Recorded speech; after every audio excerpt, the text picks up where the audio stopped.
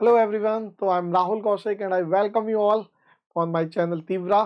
तो आप सभी लोगों का इस तीव्रा चैनल पर स्वागत है और आज मैं स्टार्ट करने वाला हूँ इलेक्ट्रोकेमिस्ट्री। तो बच्चों देखिए, सबसे पहले तो मैं आपको ये बात बताना चाहता हूँ कि ये जो इलेक्ट्रोकेमिस्ट्री में इलेक्ट्रॉनिक जो कॉन्फ़िगरेशन है ये बहुत ही इंपॉर्टेंट है। जैसे जो मैंने अभी तक क्वांटम नंबर पढ़ाया उसका अभी तक मेन एजेंडा मेरा ये है कि आप लोग इलेक्ट्रॉनिक कॉन्फ़िगरेशन लिखना सीखो। अभी क्या हो रहा है, आपको इलेक्ट्रॉनिक कॉन्फ़िगरेशन पूरी पीरियोडिक टेबल की याद होनी चाहिए। तो पहले मैं आपको रूल्स बताऊंगा कि how to fill electronic configuration, फिर मैं आपको एक्सेप्शनल केसेस बताऊंगा एंड आफ्टर दैट मैं आपको पूरी पीरियोडिक टेबल की इलेक्ट्रॉनिक कॉन्फ़िगरेशन याद कराऊंगा। ठीक है भाई? तो आज ये सब नहीं हो पाएगा, तो अभी पहली क्लास में मैं आपको वो रूल्स बताऊंगा जिनके थ्रू आप इलेक्ट्रॉनिक कॉन्फ़िगरेशन कर सकते हैं। तो before I start my class, तो ये मेरा ब्रीफ इंट्रोडक्शन है। I am Rahul Kaushik and I worked in Bansal classes Kota. I was there as head of department and I even mentored 2000 plus IITs। हाँ जी, 2000 प्लस सक्सेसफुल IITs को मैंने मेंटर किया है।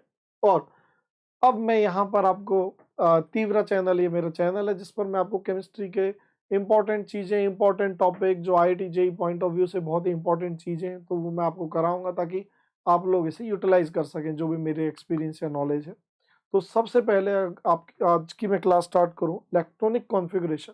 तो इसकी डेफिनेशन वगैरह सब छोड़िए, अब मेरा आपसे बस बिल्कुल एक बेसिक सा क्वेश्चन है कि इलेक्ट्रॉनिक कॉन्फ़िगरेशन क्या होती है। What do you mean by electronic configuration, right? तो मैं इलेक्ट्रॉनिक कॉन्फ़िगरेशन को ऐसे स्टार्ट करूंगा, जैसे मान लीजिए मैंने Na लिया, सोडियम। तो सोडियम का 23 मास नंबर होता है और 11 एटॉमिक नंबर होता है। तो इसके पास इलेक्ट्रॉन कितने होते हैं? 11। तो अभी तक आप ऐसे बताते हो ये न्यूक्लियस है, 2 इलेक्ट्रॉन पहले शेल में है, फिर आपके 8 इलेक्ट्रॉन दूसरे शेल में है, फिर आपका एक और इलेक्ट्रॉन यहाँ पर है। तो इस तरह आपके जो इलेक्ट्रॉन्स हैं दोज आर डिस्ट्रीब्यूटेड, राइट? तो ये मुझे कैसे पता लगी कि पहले शेल में 2 ही आएंगे, दूसरे में 8 आएंगे, तीसरे में 1? ऐसा क्यों नहीं हो गया कि पहले में 11 आ गए थे? तो इलेक्ट्रॉनिक कॉन्फ़िगरेशन, कॉन्फ़िगरेशन का मतलब क्या है पहले ये समझिए। यहाँ तो 11 इलेक्ट्रॉन थे। अगर मैं यूरेनियम लेता हूं तो यूरेनियम में आपके 92 इलेक्ट्रॉन होंगे। तो 92 इलेक्ट्रॉन भी न्यूक्लियस के चारों तरफ डिस्ट्रीब्यूटेड होंगे। आप लोग जानते हैं कि न्यूक्लियस के अंदर न्यूट्रॉन और प्रोटॉन होते हैं और न्यूक्लियस के चारों तरफ क्या होते हैं? Electrons, right? ये बात आप ध्यान रखना। चलो यहीं पर एक बात और बता देता हूँ। जो सबसे बाहर वाला शेल होता है उसे बोलते हैं आउटर मोस्ट, आउटर मोस्ट या फिर वैलेंस शेल या फिर अल्टीमेट शेल, ठीक है? और जो सेकंड लास्ट वाला होता है उसे हम लोग क्या बोलते हैं? पेनल्टीमेट। ये पेनल्टीमेट शेल हो गया भाई। और जो उसके एक और अंदर है उसे हम लोग क्या बोलते हैं? Anti penultimate. तो ये चीज ध्यान रखना। देखिए, इलेक्ट्रॉनिक कॉन्फ़िगरेशन चाहे आप 10th क्लास में है, 11th में, आप एनटीएससी की तैयारी कर रहे हैं, नीट की कर रहे हैं, आईआईटी की, सबके लिए इंपॉर्टेंट है भाई। तो ये नॉमेनक्लेचर भी आपको पता होना चाहिए। पेनल्टीमेट शेल क्या होता है? Second last. एंटी पेनल्टीमेट उससे भी एक अंदर, और अल्टीमेट सबसे बाहर वाला, उसी को हम वैलेंस शेल भी बोल देते हैं या आउटर मोस्ट शेल भी बोल देते हैं। तो इन शेल्स में आपके ये इलेक्ट्रॉन डिस्ट्रीब्यूटेड होते हैं। यहाँ 11 इलेक्ट्रॉन डिस्ट्रीब्यूटेड थे। यूरेनियम अगर मैं लूंगा तो यूरेनियम में 92 है। तो ये जो इलेक्ट्रॉन का डिस्ट्रीब्यूशन होता है, ये इलेक्ट्रॉन का जो डिस्ट्रीब्यूशन होता है अराउंड न्यूक्लियस, इस डिस्ट्रीब्यूशन का नाम ही इलेक्ट्रॉनिक कॉन्फ़िगरेशन है। तो देखिए, सबसे पहले तो आप लिख सकते हो डेफिनेशन यहाँ पर। Distribution of electrons in various orbitals of an atom is called electronic configuration of atom, right? दोबारा से सुनिए। Distribution of electrons in various orbitals of an atom is called electronic configuration. तो ऑर्बिटल्स में कैसे कैसे electron distribute होते हैं, ये इलेक्ट्रॉनिक कॉन्फ़िगरेशन कहलाता है। और जनरली हम इसे ऐसे लिखते हैं NLX। तो भी समझ नहीं आया होगा, तो मैं यहाँ पर लिख के दिखाता हूँ। जैसे अगर मैंने लिखा 3D3, अब आपको समझ आ जाएगा। चलो इसे 3D5 या 6 कर देता हूँ ताकि कोई कंफ्यूजन ना रहे। तो यहाँ आप ध्यान से देखिए, ये जो 3 है ये N है, प्रिंसिपल क्वांटम नंबर। ये आपका L है, जैसे D के लिए L की वैल्यू क्या होगी? 2। और ये आपके नंबर ऑफ इलेक्ट्रॉन्स है, नंबर ऑफ इलेक्ट्रॉन्स। तो हम इस तरीके से कॉन्फ़िगरेशन को लिखते हैं भाई। ये चीज़ आप लोग अपने माइंड में रखना कि अगर मैंने यहाँ लिया तो ये आपका प्रिंसिपल क्वांटम नंबर है या ये आपका शेल नंबर बताएगा। ये क्या बताएगा, आपके नंबर ऑफ इलेक्ट्रॉन बताएगा। और ये एल की वैल्यू भाई अगर 0 है तो यहाँ एस लिख दिया जाएगा, L1 है तो यहाँ P लिख दिया जाएगा, L2 है तो यहाँ D लिख दिया जाएगा। तो ये आपको सब शेल की जानकारी देगी, किस सब शेल से बिलोंग करता है। तो ये एक जनरल तरीका है कॉन्फ़िगरेशन को लिखने का। जैसे अगर मैं लिख रहा हूं यहाँ पर 2p1, तो सेकंड शेल के P सब शेल में एक इलेक्ट्रॉन है।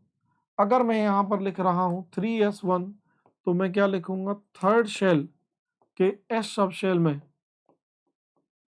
1 इलेक्ट्रॉन, एक electron, right. So there is only 1 electron in this. तो ये मैंने आपको बताया कि इस तरीके से हम इसे डिनोट करते हैं, इस तरीके से इसे लिखा जाता है NLX। तो ये X आपको क्या देगा, नंबर ऑफ इलेक्ट्रॉन, ये N आपको प्रिंसिपल क्वांटम नंबर या शेल नंबर या एनर्जी लेवल देगा, और ये L आपको किसके बारे में बताएगा, ये L आपको सब शेल के बारे में बताएगा। ठीक है, अब मैं आगे बढ़ता हूँ कि अगर आप इलेक्ट्रॉनिक कॉन्फ़िगरेशन भरना चाहते हैं, आप इलेक्ट्रॉन्स को अरेंज करना चाहते हैं, तो सबसे पहले आपको कुछ रूल्स को फॉलो करना पड़ेगा। अगर आप इन रूल्स को फॉलो करते जाएंगे तो इलेक्ट्रॉन फिल करना ईजी हो जाएगा। और ये रूल कौन कौन से हैं, देयर आर 3 रूल्स। तो first one is Pauli's exclusion principle, second one is Aufbau principle, and third one is Hund's rule of maximum multiplicity. तो देखिए ये 3 रूल्स हैं, अगर आप इन रूल्स को फॉलो करके इलेक्ट्रॉन्स को भरेंगे तो कभी भी आपकी कॉन्फ़िगरेशन गलत नहीं होगी। कुछ एक्सेप्शनल कॉन्फ़िगरेशंस भी आएंगी। अब ये एक्सेप्शनल क्या है भाई, तो देखिए chemistry is a subject of exceptions, ये एक्सेप्शंस का सब्जेक्ट है। यहाँ पर क्या होता है, जो चीज़ हम एक्सप्लेन कर पाते हैं लॉजिक से वो लॉजिक से कर देते हैं, जहाँ लॉजिक फेल हो जाता है उसे हम एक्सेप्शन में डाल देते हैं। तो इसे पढ़ने की भी और पढ़ाने की भी थोड़ी सी अप्रोच अलग होती है भाई। ठीक है, एक्सेप्शन, क्योंकि ये नेचुरल चीज़ों का सब्जेक्ट है। जैसे एक आदमी की नेचर दूसरे से नहीं मिल सकती, दूसरे की तीसरे से नहीं मिल सकती, भगवान ने हम सबको यूनिक बनाया, तो उसी तरीके से हर चीज, हर एलिमेंट की प्रॉपर्टीज कुछ यूनिक होती हैं और उनके पीछे कोई रीजन नहीं हो सकता, वो नेचुरल रीजन से। तो वहां हम जब इन चीजों को एक्सप्लेन नहीं कर पाएंगे तो हम इन्हें एक्सेप्शन में डाल देंगे। तो Pauli's exclusion principle Aufbau and Hund's, तो वन बाय वन अब हम इन्हें पढ़ेंगे। पॉलीज एक्सक्लूजन प्रिंसिपल ये क्या होता है, तो पहले हम इसी को लेंगे। सबसे पहले एक्सक्लूजन। तो देखिए एक्सक्लूजन क्या है, आप सबसे ज्यादा आपने सुना होगा, हालांकि वो गलत मीनिंग दे देता है। कोई भी टीवी चलाओ, न्यूज़पेपर, न्यूज चैनल देखो, वहां लिखा आएगा एक्सक्लूसिव इंटरव्यू, एक्सक्लूसिव। एक ही आदमी नरेंद्र मोदी जी इंटरव्यू दे रहे हैं 10 चैनल पे एक्सक्लूसिव। तो एक्सक्लूसिव का वो मतलब नहीं होता जो उनका मतलब है। एक्चुअली एक्सक्लूसिव का मतलब होता है कि एक्सक्लूसिवली मेरे पास, राइट। मान लो मैंने ये कपड़े पहने हुए हैं, ये कोट मैंने पहना हुआ है, ये टी शर्ट पहनी हुई है, तो ये एक्सक्लूसिवली मेरे पास, अब इसे किसी और ने नहीं पहना हुआ दुनिया में। तो एक्सक्लूसिव इंटरव्यू का एक्चुअल मीनिंग होता है ये सिर्फ हमारे पास है। तो जब 10 चैनल के पास है तो वहां उसका गलत मीनिंग निकल जाता है। तो मैं आपको बताता हूँ पॉलीज एक्सक्लूजन प्रिंसिपल। तो अब आपको एक्सक्लूसिव का मीनिंग समझना होगा। एक्सक्लूसिव मतलब यूनिक होना, किसी एक ही के पास होना। पॉली साइंटिस्ट का नाम है, पॉली। तो पॉलीज एक्सक्लूजन प्रिंसिपल ये क्या कहता है, इसे जरा मैं ऐसे समझाता हूं। मान लीजिए मेरे पास ये एक ऑर्बिटल है, इस ऑर्बिटल में ये 3s ऑर्बिटल है, इसमें 2 इलेक्ट्रॉन है। कितने इलेक्ट्रॉन है, 2। मैंने कहा कि यार इस इलेक्ट्रॉन का एड्रेस दो, n, l और m बताओ। तो आपने कहा इसका n क्या होगा 3, l क्या होगा 0 क्योंकि s है, और m भी 0 होगा, राइट। मैंने कहा इसका एड्रेस बताओ, फिर भी आपने यही कहा, तीनों चीजें 0 है। अब अगर मैंने ये दोनों एक ही डायरेक्शन में ले ली, मैंने इंटेंशनली इन्हें एक डायरेक्शन में लिया है, अगर मैंने ये दोनों एक ही डायरेक्शन में ले लिए तो क्या होगा भाई, तो सुनिए क्या होगा। एक ही डायरेक्शन में लेने पर इसका s प्लस हाफ हो जाएगा और इसका s भी प्लस हाफ हो जाएगा, तो ये तो गड़बड़ होगी। तो यहाँ पर तो दोनों इलेक्ट्रॉन को जब मैं उनका एड्रेस दे रहा हूँ, ये चारों नंबर का सेट मुझे क्या देने वाला है, एड्रेस। तो जब मैं दोनों इलेक्ट्रॉन का एड्रेस दे रहा हूँ तो वो एड्रेस तो क्या हो रहा है, सेम हो रहा है। पॉलीज एक्सक्लूजन प्रिंसिपल अब ये क्या कहता है कि हर इलेक्ट्रॉन का, जो भी इलेक्ट्रॉन है किसी भी एटम के अंदर, हर इलेक्ट्रॉन का जो एड्रेस है वो यूनिक होगा, एक्सक्लूसिव होगा, यूनिक होगा और एक्सक्लूसिव होगा। अब आपको इसका मीनिंग समझ आएगा। एक्सक्लूसिव का क्या मतलब है, ये टी शर्ट मैंने पहनी हुई है तो मेरे पास अभी दुनिया में इसे और कोई नहीं पहन सकता। तो यहाँ जो एड्रेस है वो एक्सक्लूसिव होगा, मतलब अगर इन 4 नंबर का सेट मैंने इस इलेक्ट्रॉन के लिए दे दिया कि भाई इसका n इतना है, l इतना है, m इतना है और ऐसे इतना है, तो अब दुनिया में ये किसी और के पास, दुनिया में मतलब उसी एटम के अंदर और किसी इलेक्ट्रॉन का ये वाला 4 नंबर का सेट नहीं हो सकता। तो यहाँ तो सेम हो रहा है, तो ये पॉलीज एक्सक्लूजन प्रिंसिपल वायलेट हो रहा है। तो इसलिए अगर ये वायलेट आप चाहते हो कि ये वायलेट ना हो, तो फिर इसका एक ही तरीका है कि भाई आप इसे ऐसे बना दो। तो अब ये वाला एस क्या हो जाएगा, अब ये वाला एस क्या हो जाएगा, -हाफ। तो अब आपकी प्रॉब्लम सॉल्व होगी। ध्यान से देखो, ये तीनों चीजें तो सेम है अब, लेकिन इस चौथे ने अलग कर दिया। तो अब ये सेट यूनिक हो गया, ये यूनिक हो गया, और हर इलेक्ट्रॉन के पास, तो एक क्लास में अगर 40 बच्चे अगर भाई नहीं है तो हर बच्चे का एड्रेस अलग होगा। उसी तरह एक एटम के अंदर कितने भी इलेक्ट्रॉन क्यों ना हो, हर इलेक्ट्रॉन का एड्रेस क्या होने वाला है, अलग होने वाला है, वो बिल्कुल अलग होगा। तो आपको ये बात दिमाग में रखनी है। तो यही पॉलीज एक्सक्लूजन प्रिंसिपल कहता है कि जो 4 नंबर का क्वांटम नंबर का सेट है वो हर इलेक्ट्रॉन के पास एक्सक्लूसिव होगा, जो उसका है वो किसी और के पास नहीं हो सकता। तो इसलिए भाई बच्चे पूछते हैं कि सर ये हम 2 इलेक्ट्रॉन को अपोजिट स्पिन में क्यों भरते हैं, तो मैंने आपको बता दिया, अगर आप इसे सेम स्पिन में भरते तो चारों नंबर का सेट सेम हो जाता, तो कौन सा प्रिंसिपल वायलेट होता, पॉली, राइट। और एक ही तरफ होने से क्या होता है, रिपल्सन उनके में बढ़ जाती है और अनस्टेबल हो जाता है, तो अपोजिट रखना होगा। फिर सवाल उठता है कि सर 2 इलेक्ट्रॉन क्यों भरते हैं, 3 क्यों नहीं भरते, तो वो भी मैं बताता हूँ। मान लो मैं 3 भरूं, अब मेरे पास जो s की वैल्यू है वो तो 2 ही है, या तो +हाफ होगी या -हाफ होगी, और कुछ तो हो नहीं सकती।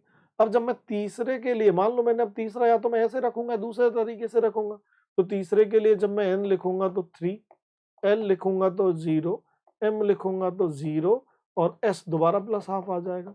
तो +हाफ आते ये और ये मैच कर गया। तो मैंने तो कहा था यूनिक होना चाहिए। तो भाई इसका मतलब ये तीसरा इलेक्ट्रॉन यहाँ पर नहीं आ सकता, सिर्फ 2 ही इलेक्ट्रॉन आएंगे एक ऑर्बिटल के अंदर।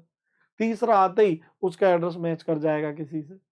तो क्योंकि स्पिन क्वांटम नंबर की 2 ही वैल्यूज हैं, इसलिए हम 2 ही इलेक्ट्रॉन रखते हैं। अगर कोई हाइपोथेटिकल केस में आपसे बोल दे कि स्पिन क्वांटम नंबर की 3 वैल्यू होगी, -हाफ, +हाफ और 0, तो फिर 3 इलेक्ट्रॉन आ जाते एक ऑर्बिटल में। चलिए अब मैं आगे बढ़ता हूँ, दोबारा से अब इधर देखिए। तो पॉलीज एक्सक्लूजन प्रिंसिपल क्या कहता है, अब आपको सारी बातें समझ आ जाएंगी। N orbital can contain only 2 electron with opposite spin. तो मैंने अभी समझाया था कि एक ऑर्बिटल में मैक्सिमम 2 इलेक्ट्रॉन आ सकते हैं और उनकी स्पिन भी अपोजिट होगी, क्योंकि सेम रखा तो दोनों का 4 नंबर का सेट क्या हो जाएगा, सेम हो जाएगा। फिर मैं अगली बात पर आता हूँ। No 2 electrons in an atom can have the same set of quantum numbers. Actually ये है Pauli's exclusion principle.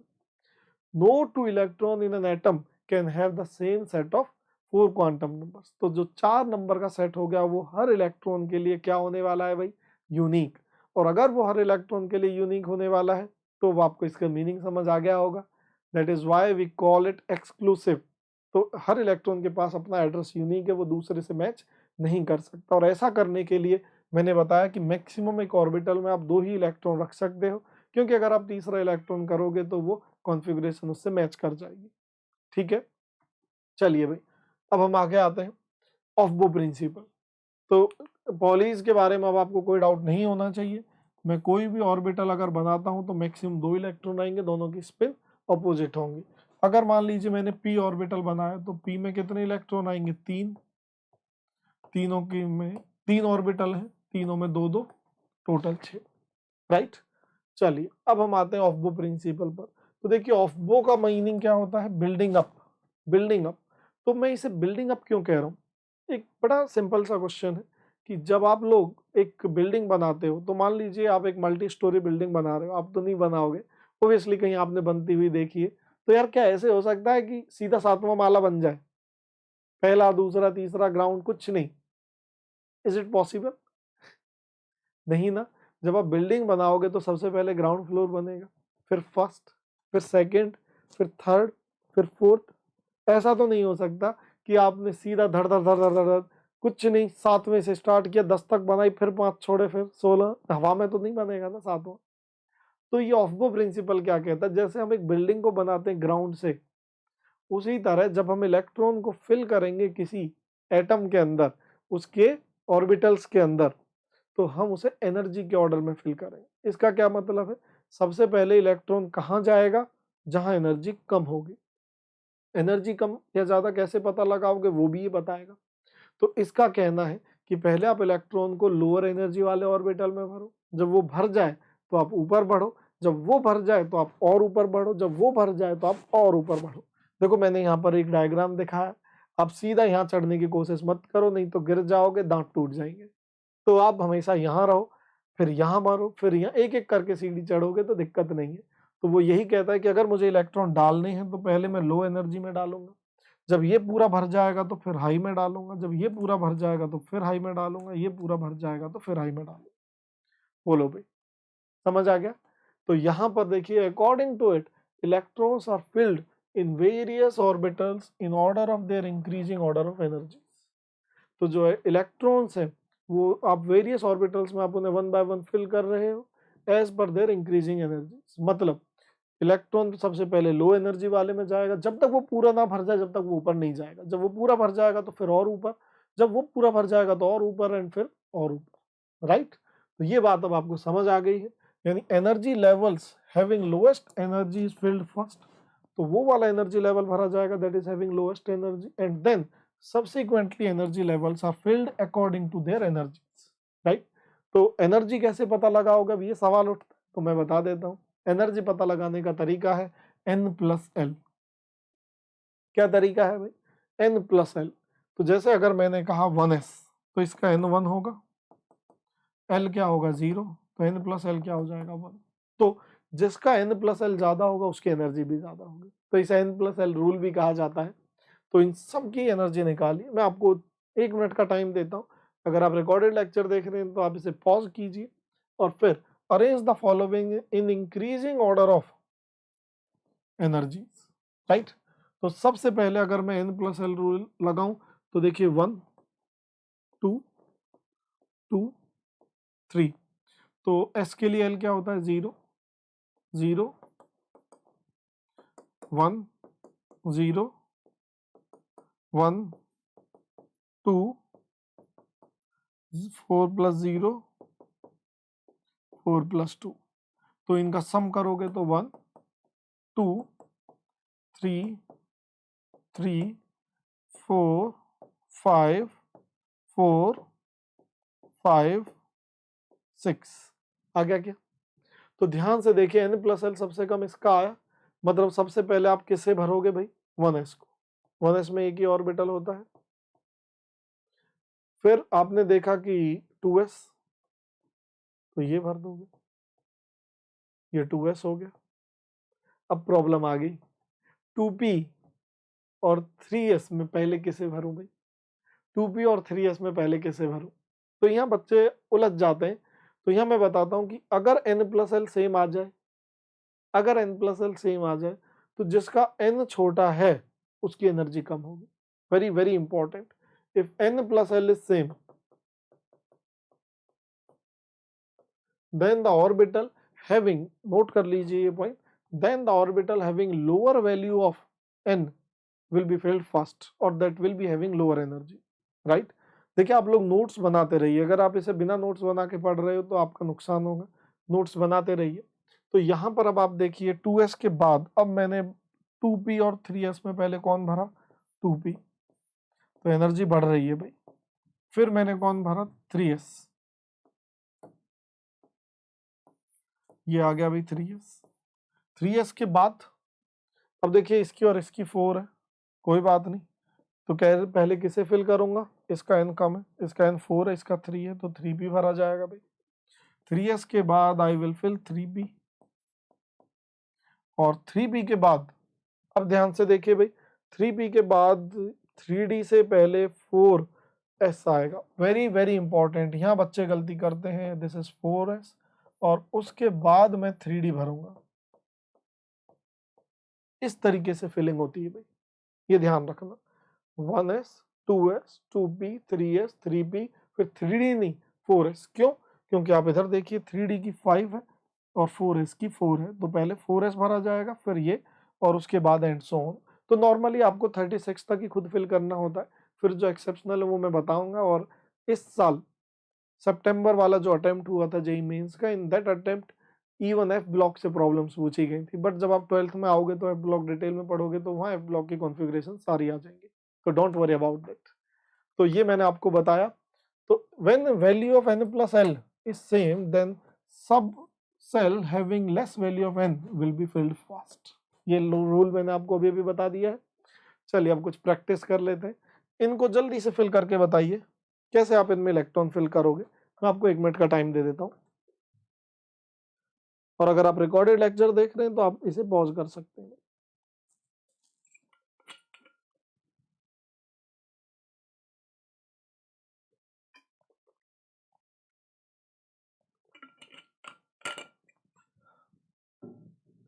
चलिए अब मैं स्टार्ट करता हूँ। हाइड्रोजन, तो देखिए हाइड्रोजन में आप सबसे पहले क्या भरेंगे, 1s1, इस तरीके से बनाते जाइए। हीलियम, हीलियम में आप क्या करेंगे, 1s2। लिथियम, लिथियम में आप क्या करेंगे, 1s2 2s1, 3 भरने हैं ना, 1s2 2s1।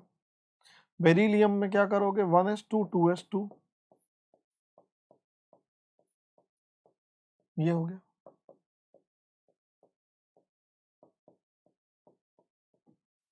बोरॉन में क्या करोगे, तो देखिए बोरोन में क्या करोगे, 1s2 2s2 2p1, तो ये तो दोनों फिल हो गए। अब जब मैं 2p1 की बात कर रहा हूं तो एक इलेक्ट्रॉन आप कहीं क्या बोलते हैं, डी जनरेट, तो ये तीनों orbital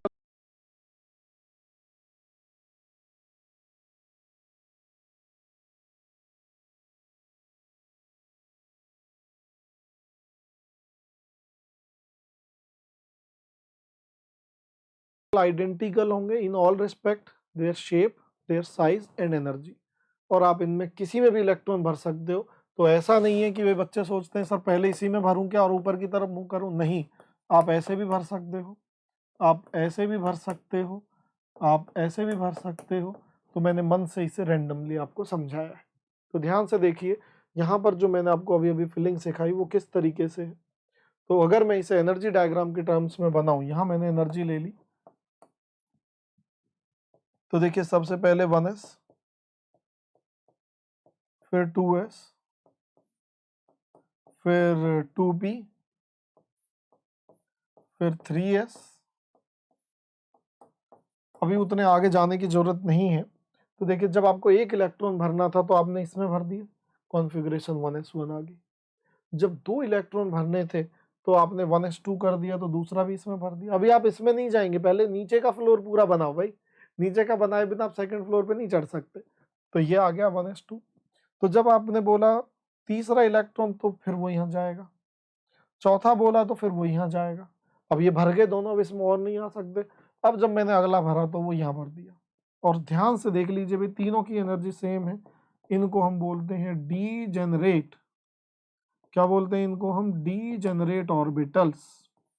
just note it down, these are called degenerate orbitals. अगर आपको कोई भी डाउट है, कोई भी प्रॉब्लम है तो जल्दी से आप यहाँ पर देख सकते हैं या चैट बॉक्स में लिख देंगे तो मैं नेक्स्ट क्लास में ले लूंगा। तो these R D generate orbitals. तो यहाँ प्रॉब्लम क्या आएगी जब मैं आपसे कार्बन भरने के लिए बोलूंगा, तो कार्बन भरने में क्या दिक्कत आएगी। मान लीजिए मैंने अब आपको ये बोल दिया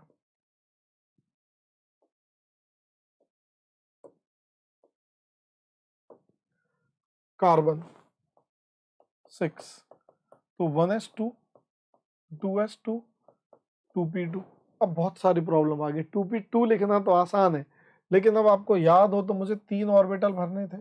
तो देखिए मेरे पास क्या क्या हो सकता है, ऐसा, ऐसा, एक बच्चे ने ऐसा भर दिया, एक बच्चे ने ऐसा भर दिया, एक बच्चे ने ऐसे भर दिया। तो ऐसे बहुत सारे कॉम्बिनेशन मेरे पास। अब भाई इनमें से कोई एक ही सही होगा ना। जब मुझे पी में इलेक्ट्रॉन फिल करने हैं तो पी में 3 ऑर्बिटल आ गए, तो अब मैं पहले उनकी पेयरिंग करवाऊं या अलग अलग रखूं, अलग अलग रखूं तो सेम स्पिन में रखूं या अपोजिट स्पिन में रखूं, यहाँ यहाँ रखूं, तो क्या मतलब। तो डी जनरेट ऑर्बिटल में इलेक्ट्रॉन कैसे फिल करें तो फिर प्रॉब्लम होगी भाई। How to fill electrons in a degenerate orbital. तो ये प्रॉब्लम आने के बाद अब हमें ये सॉर्ट आउट करनी पड़ेगी। सबसे पहले तो हमें ये पता लगाना पड़ेगा यार ये डी जनरेट क्या होता है। तो मैंने आपको बताया degenerate orbital, these are called degenerate orbitals. Degenerate orbitals, तो डी जनरेट ऑर्बिटल्स नोट कर लीजिए। Degenerate orbitals will have same amount of energy or will have equal energy when no electric or magnetic field is applied. Very important. तो इन तीनों की energy same है जब आपने electric और कोई मैग्नेटिक फील्ड अप्लाई नहीं की। ये लाइन क्यों बोल रहा हूं मैं, क्योंकि आगे आप पढ़ोगे जब इलेक्ट्रिक या मैग्नेटिक फील्ड अप्लाई हो जाती है तो क्या हो जाता है, ये स्प्लिट हो जाते हैं। स्प्लिट का मतलब हो सकता है कि एक नीचे हो जाए, दो की एनर्जी ज्यादा हो जाए, या वाइस वर्सा। तो दोबारा लिख लीजिए, degenerate orbitals are the orbitals having equal energy in absence of electric and magnetic field। तो ये हम पता कैसे लगाएंगे डीजनरेसी कैसे, मतलब कितने डीजनरेट ऑर्बिटल होते हैं। तो चलिए पहले यही सिखा देता हूँ आपको, how to find out degenerate orbital. तो पहले डीजनरेट ऑर्बिटल का पता लगाना सीखें, फिर उनमें इलेक्ट्रॉन कैसे फिल करने हैं, यहाँ हम फंस चुके हैं। कैसे करने, 3-4 कॉम्बिनेशन अभी आए थे, मैंने आपको दिखाए थे, तो कौन सा कॉम्बिनेशन ठीक है, तो यहाँ हम फंस चुके। तो डीजनरेट ऑर्बिटल क्या होता है, orbitals having same energy are called degenerate orbital in absence of electric and magnetic field. ये डेफिनेशन मैंने आपको बता दी है। How to find out degenerate orbital, तो देखिए इसमें दो केस आते हैं, एक मल्टी इलेक्ट्रॉनिक स्पीसीज का आता है और एक सिंगल इलेक्ट्रॉनिक स्पीसीज जैसे हाइड्रोजन के लिए। तो मल्टी इलेक्ट्रॉनिक में तो डीजनरेसी करने पता लगाने के लिए, जैसे मैं आपको बताऊं, फॉर मल्टी इलेक्ट्रॉनिक अगर मैंने ये बनाया, ये एनर्जी ली, ठीक है, तो n+l रूल से ही आप निकाल सकते हो 1s 2s 2p 3s 3p 4s 3d। ये रे भाई, तो अब आप यहाँ ध्यान से देखिए, ये n+l रूल से मैंने निकाला। तो अब होगा क्या, इसमें डीजनरेट ऑर्बिटल कौन से हैं बताओ। तो मैं बताता हूं, ये हैं 3 डीजनरेट ऑर्बिटल, तो फिर ये 3 डीजनरेट है और ये पांचों डीजनरेट है। तो आपने डीजनरेट ऑर्बिटल की क्या पहचान रखोगे आप, क्या तरीका है। जैसे मैं मान लो 2p ले लूं, मैंने क्या ले लिया 2p, 2p में 3 ऑर्बिटल है, तो दिस इज 2p। तो ये px है, ये py है, ये pz है। तो मैं आपसे बोलूं कि यार मुझे ना इनका एड्रेस दो, ऑर्बिटल का एड्रेस, इलेक्ट्रॉन का नहीं। तो आप मुझे तीनों के लिए, इसके लिए n क्या बोलोगे 2, इसके लिए भी 2, इसके लिए भी 2, l क्या बोलोगे 1, m क्या बोलोगे तीनों का। मैंने आपको बताया था 4 क्वांटम नंबर होते हैं, n l m और s। ये 3 तो ऑर्बिटल का एड्रेस देते हैं, और जो चौथा क्वांटम नंबर होता है वो किसके बारे में बात करता है, स्पिन के बारे में, वो इलेक्ट्रॉन के बारे में बात करता है। ये इलेक्ट्रॉन के घर का यानी ऑर्बिटल का एड्रेस देते। तो मैंने n l और m निकाला। अब आप जानते हो कि इन px py और pz इन तीनों की एनर्जी सेम है। तो इन तीनों के लिए आप ध्यान से देखिए, n और l की वैल्यू क्या आ रही है सेम, बट m की अलग अलग आ रही है। तो आपको अगर मल्टी इलेक्ट्रॉनिक, मल्टी मतलब ऐसी स्पीसीज जिसमें एक से ज्यादा इलेक्ट्रॉन्स हैं, अगर आपको मल्टी इलेक्ट्रॉनिक स्पीसीज के लिए ये पता लगाना है कि वो डीजनरेट ऑर्बिटल कौन से हैं, तो इसका एक ये तरीका है कि ऐसे ऑर्बिटल जिनका n और l सेम है, देखो इसका n2 l1 n2 l1 n2 l1, तो ये डीजनरेट हो गए। तो n और l से पता लगता है। अब जैसे मान लीजिए मैंने 3D ले लिया, तो 3D मैंने अगर बनाया तो n क्या लिखोगे 3 हर ऑर्बिटल के लिए, l क्या लिखोगे 2, अगर मैं बोलूं m बताओ तो ये आ गया। तो ध्यान से देखिए, पांचों ऑर्बिटल डीजनरेट हैं क्योंकि इन सारे ऑर्बिटल के लिए n और l सेम है। तो मेरे हिसाब से आपको पॉइंट क्लियर हो गया होगा। अगर मल्टी इलेक्ट्रॉनिक स्पीसीज है तो डीजनरेसी पता लगाने के लिए मुझे n और l दोनों का होना चाहिए, और जिन ऑर्बिटल के लिए n और l की वैल्यू सेम है तो दोज आर डीजनरेट, राइट। तो वापस मैं इधर आ जाता हूँ, तो यहाँ पर कोई पूछे तो ये डीजनरेट 3, ये डीजनरेट 3, ये 5 डीजनरेट, तो this is called degeneracy, right. तो ये ध्यान रखना, आईआईटी ने एडवांस में प्रॉब्लम पूछी थी 2016 में, बहुत ही बेहतरीन प्रॉब्लम पूछी थी जिसे बहुत कम बच्चे सॉल्व कर पाए थे। वो प्रॉब्लम भी मैं डिस्कस करूंगा at the end of the topic. आप ये मान के चलिए कि अंडर 100 या अंडर 200 वाले बच्चों पे वो प्रॉब्लम हुई थी इसी कॉन्सेप्ट के ऊपर। तो आप देखना कि किस तरीके से प्रॉब्लम इन पे बनाई जाती है और पूछी जाती है। तो ये जो जनरेट ऑर्बिटल पता लगाने का तरीका है, ये मल्टी इलेक्ट्रॉन के लिए था। अब मैं यूनी इलेक्ट्रॉन की बात कर लेता हूँ। तो सिंगल इलेक्ट्रॉन स्पेसिस, इसी को यूनी इलेक्ट्रॉनिक कह देते हैं। तो ये क्या होती है भाई, सिंगल इलेक्ट्रॉन या यूनी इलेक्ट्रॉन। जैसे हाइड्रोजन है, एक ही इलेक्ट्रॉन होता है, हीलियम है 2 इलेक्ट्रॉन होते हैं, तो ये यूनी नहीं है। लेकिन अगर मैं He+ बनाता हूँ तो ये यूनी बन गई, समझ आ गया। उसी तरह अगर मैं लिथियम का 2+ बनाता हूँ तो ये यूनी होगी, बेरिलियम का 3+। तो बेसिकली ऐसी स्पीसीज जिनके पास सिर्फ एक इलेक्ट्रॉन है उनको हम लोग बोलते हैं यूनी इलेक्ट्रॉनिक स्पीसीज। तो यूनी इलेक्ट्रॉनिक में एक ही इलेक्ट्रॉन वाली स्पीसीज में डीजनरेसी कैसे पता लगाई जाती है, अब मैं बताता हूँ। ये बड़ा इंटरेस्टिंग कॉन्सेप्ट है। तो यहाँ पर ये एनर्जी का डायग्राम आ गया। जब आपका ये एनर्जी का डायग्राम आ गया तो ध्यान से देखिए क्या होगा। यहाँ पर अब ये होने वाला है कि ये आपका 1s, ये आपका 2s और 2p, ये आपका 3s 3p 3d, 3s 3p 3d। ये क्या होगा भाई, 4s 4p 4d 4f।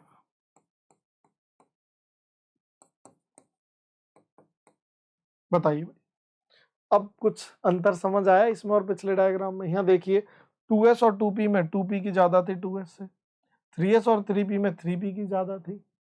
तो जैसे इसके लिए L 0 था, इसके लिए L 1 था, तो L चेंज होने पर एनर्जी चेंज हो रही थी। पर यहाँ क्या हो रहा है, ध्यान से देखो, अगर N सेम है तो एनर्जी भी सेम, चाहे वो 3s हो, चाहे 3p हो, चाहे 3d हो। यहाँ L की जरूरत नहीं है। यहाँ देखिए अगर ये सेम है तो दिस इज डीजनरेट ऑर्बिटल। तो यहाँ मैं बोलूंगा कि पहले शेल में तो चलो एक ही होता है, दूसरे शेल में कितने हो गए, 4 डीजनरेट हो गए। तो इसकी डीजनरेसी 4 होगी, 4 डीजनरेट ऑर्बिटल। थर्ड में कितने हो गए भाई, 1 और 3 4 और 5 9। तो यहाँ पर मैं बोलूंगा 9 डीजनरेट ऑर्बिटल, 9 डीजनरेट ऑर्बिटल। यहाँ पर कितने हो गए, 16 डीजनरेट ऑर्बिटल, राइट, 16 डीजनरेट।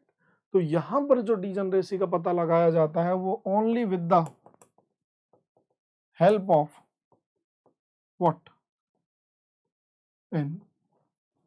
और मल्टी इलेक्ट्रॉनिक के लिए जो पता लगाया जाता है वो किसकी मदद से पता लगाया जाता है, एन और एल।